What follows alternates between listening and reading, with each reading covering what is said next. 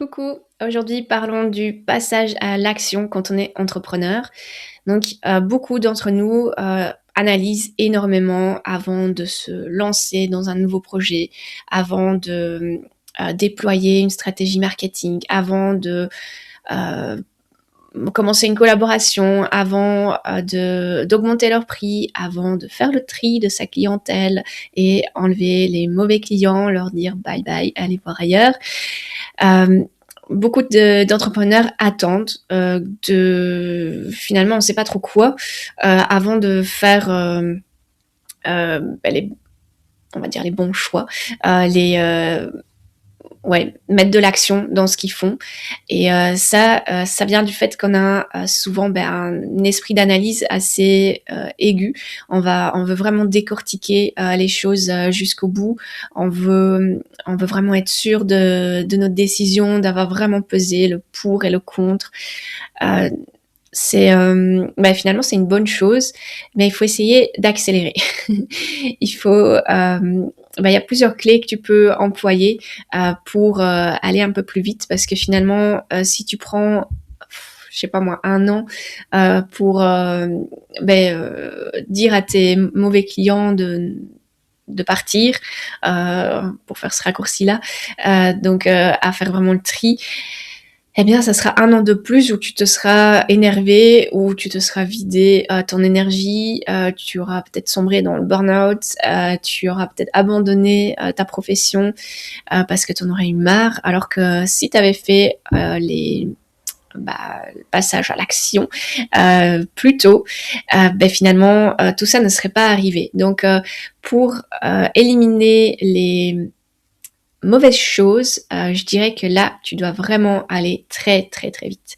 S'il y a quelque chose qui te convient pas dans ton business, des situations, des collaborations, des logiciels qui vont pas, des horaires, je sais pas, ouais, des clients, des grossistes, d'autres fournisseurs, tout ça te pèse énormément, te fait ruminer, en tout cas si t'es comme moi, va te prendre beaucoup d'énergie.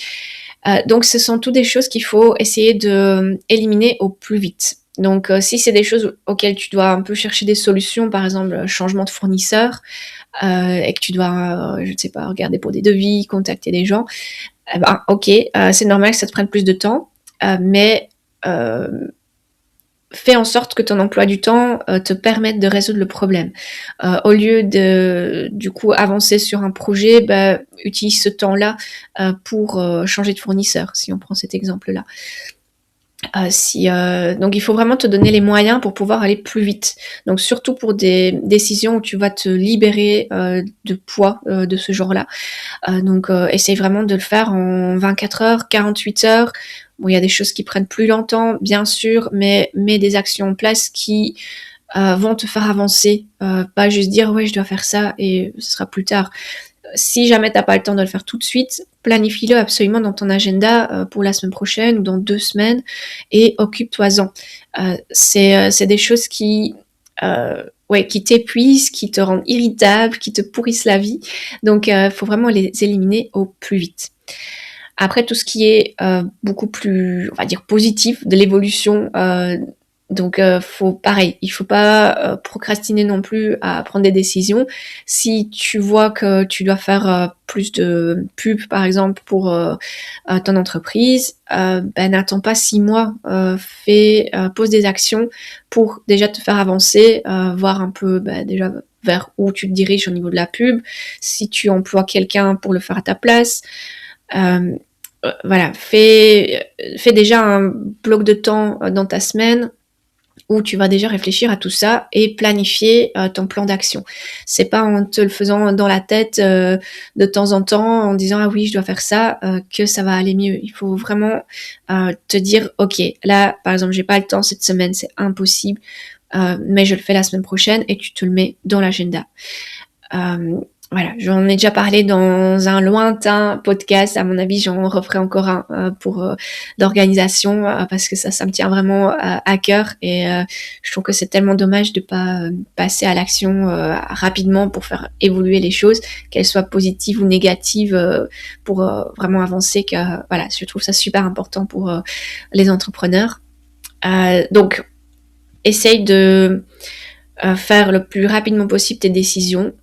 24-48 heures et donne-toi des dates butoirs. Si maintenant tu as plus de choses à analyser, donne-toi des temps de réflexion ou de recherche d'informations et pas juste dire ouais, quand j'ai 10 minutes, je regarderai. Non, mets-toi vraiment un rendez-vous avec toi-même et avance.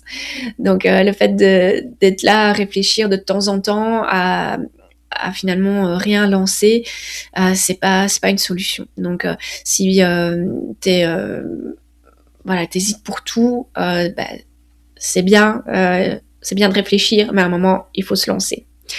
Alors, les clés que tu peux utiliser pour aller plus vite, déjà, une petite phrase que tu peux te dire, mieux vaut fait que parfait. Alors, pour les perfectionnistes, c'est très difficile. C'est très difficile, mais on se rend compte que finalement, c'est tellement vrai. Je dis pas qu'il faut bâcler les choses. Moi, je suis assez perfectionniste aussi dans certains domaines, pas dans tous. Je suis pas perfectionniste dans tout, mais j'aime bien que les choses soient faites comme je veux. Exactement. Mais j'ai appris à lâcher un petit peu ça et je prends plutôt la règle des 80-20. Oui, encore la loi de Pareto.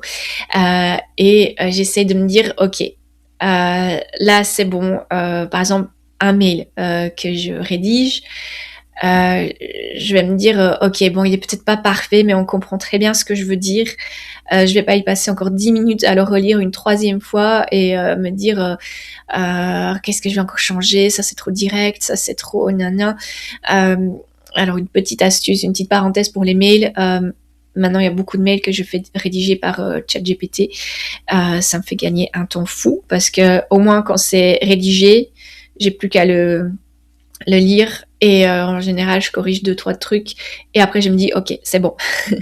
Tandis qu'avant je pouvais passer une demi-heure sur un mail, un bête mail, parce que bon il y a des mails plus importants que d'autres, mais ouais, des bêtes mails où je demande juste une information à quelqu'un et juste voilà peaufiner, savoir que ce soit assez poli, pas trop direct, pas qu'on comprenne bien ce que je veux dire, que ça soit pas trop écrit gamin, que ça soit bien des belles phrases. Et finalement, voilà, je mets une demi-heure. Donc tout ça, c'est fini. Donc essaye de te dire, ok, pour cette tâche-là, est-ce que j'arrive à 80% de perfection et est-ce que là c'est bon comme ça. Donc après commencer à peaufiner je ne sais pas, les couleurs, relire encore une fois alors que déjà avant c'était bien. Je pense qu'une fois que c'est suffisamment bon, qu'on est vraiment à du 8 sur 10 au niveau des points ou du 80%, voilà, je pense que là on peut passer à autre chose. Alors, donc une deuxième chose, j'en ai déjà parlé, c'est se mettre des délais de décision. Donc, pour moi, pour des trucs où tu dois vraiment éliminer parce que c'est négatif pour toi, ça te prend de l'énergie, ça prend du temps, c'est désagréable comme situation, ça t'empêche de dormir, tout ça. Ça doit aller vraiment super vite, le plus vite possible pour que tu puisses te libérer de ces choses-là. Donc voilà, tu peux dire pour des décisions stratégie, c'est maximum une semaine pour enfin ça il faut que tu fasses par rapport à ton boulot à toi, mais voilà, c'est toutes ces décisions en 24 heures ça doit être pris ou même directement, voilà, tu le sens, hop, direct, tu mets en place. Donc il faut, limite, tu te fais une liste de choses et t'essaies de t'y tenir si c'est à ce point-là que tu tournes en rond. Alors, une troisième chose donc que je pourrais te conseiller si tu as du mal à passer à l'action, c'est de te dire que en fait, si ton travail, par exemple un projet ou ouais, on va dire un projet est OK à 80% pour toi, bah, tu peux le lancer en sorte de test aussi. Tu peux aussi l'annoncer que voilà, tu lances le projet, mais il est encore en test, donc il sera à prix un peu réduit, par exemple. Ou alors, moi, par exemple, quand j'ai lancé le coaching, en fait, je savais plus ou moins le thème. J'avais fait une petite formation pour comment le faire évoluer sur les réseaux sociaux et finalement je me suis lancée et quand je vois les contenus que je faisais il y a 1 an, même un peu plus maintenant, et que je fais maintenant, comment j'arrive à parler en vidéo, comment j'arrive à faire ce que j'arrive à faire tout simplement, donc la formation en ligne, les rendez-vous coaching, voilà, quand je vois où j'en suis, j'y serais jamais arrivée sans avoir lancé mon truc comme ça et d'avoir ajusté au fur et à mesure finalement, au fur et à mesure des semaines, des mois, en testant, voilà, ah ça marche, ça marche pas, ça me convient pas, ça me convient, donc et finalement c'est comme ça que mon idée est devenue de plus en plus claire. C'est pas en restant dans ma tête que c'est devenu ce que c'est aujourd'hui, et c'est en constante évolution. J'ai encore beaucoup de projets dans ce domaine-là, à rajouter à l'écosystème ici de ce que t'écoutes, podcast, vidéo, le coaching. Donc j'ai encore beaucoup à rajouter dedans. Et ça aussi, c'est petit à petit, c'est pas des choses auxquelles j'ai pensé. Donc par exemple, j'aimerais bien faire un e-book, mais c'est pas à ça que je pensais il y a 1 an. C'est venu petit à petit. Donc finalement, lancer ton projet, tes plans, ça te permet de les ajuster au fur et à mesure. Et on s'en fout s'il y a des gens qui te font des remarques, ça peut être constructif. Et d'autres, tu t'en fous. C'est jamais agréable, je le sais. Les remarques négatives, j'ai encore beaucoup, beaucoup de mal avec ça. Mais malheureusement, il faut... voilà. À un moment, il faut se lancer. De toute façon, même si toi, ton truc, tu penses qu'il est parfait, tu auras quand même des gens qui vont y retrouver des choses qui leur font pas, qui sont... Donc, de toute façon, lance-toi, lance ton projet, ta stratégie, ta collaboration, tu affineras au fur et à mesure. Et au moins, il n'y a pas d'échec. C'est juste que tu sauras aussi ce que tu aimes faire ou ce que tu n'aimes pas faire, et ce qui finalement te convient aussi énergétiquement, dans le sens, pas énergétique au niveau des sensations, mais énergétique au niveau dépense d'énergie, et le fait que tu dois beaucoup donner pour une certaine tâche. Celle-là, s'il y a absolument besoin de la faire, tu peux la déléguer par exemple. Donc c'est vraiment en essayant, en étant dans l'action, que tu vas avancer. Donc en conclusion, si j'arrive à faire une conclusion un peu courte, ce qui n'est pas toujours ma qualité, le fait de trop analyser, de trop réfléchir n'est pas une mauvaise chose, mais il faut accélérer le processus.